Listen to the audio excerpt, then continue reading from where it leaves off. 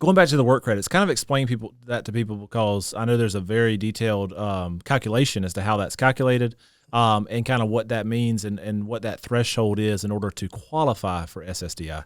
Right. So one, there is an amount that you need to actually make and pay into the program. So working part-time for your entire life, you probably won't have enough work credits. But each credit is when you have paid into enough for a quarter of the year. It's broken down into 4 quarters per year.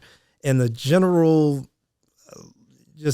speaking, you want to have at least 40 credits. Generally speaking, now, if you're less than 10 years or, any of those things, it fluctuates. But if you don't have 40 credits of full-time work, then you probably won't qualify for SSDI. Okay. But you could still qualify for SSI.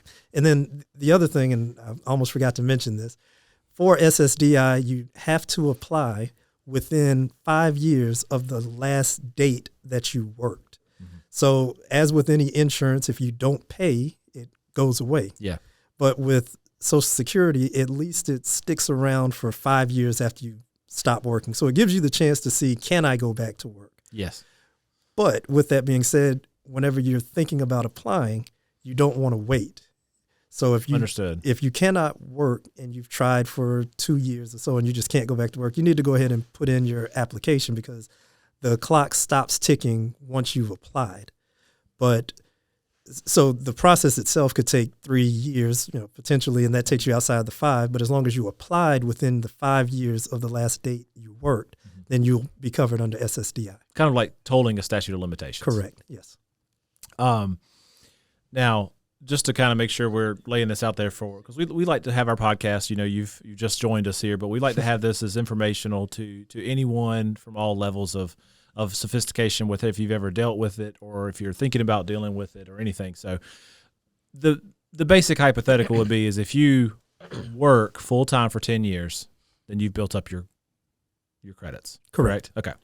So just so everybody knows, you can't come out of high school, work 3 years, and then become disabled. You're going to need to have a good base of work under your belt for SSDI. Well, you still have there's a chance. That's why I said it does fluctuate depending on your age. Okay. So an adult, you would be expected, let's say you're 40 years old, but you just started working at 35, then you're not going to have enough credit. Understood. But you would just get a lower amount if you were a 24-year-old who worked 6 years, from the time they were 18. Yeah. But the fact that you did pay into it, you can still, possibly qualify. Okay. Yes. So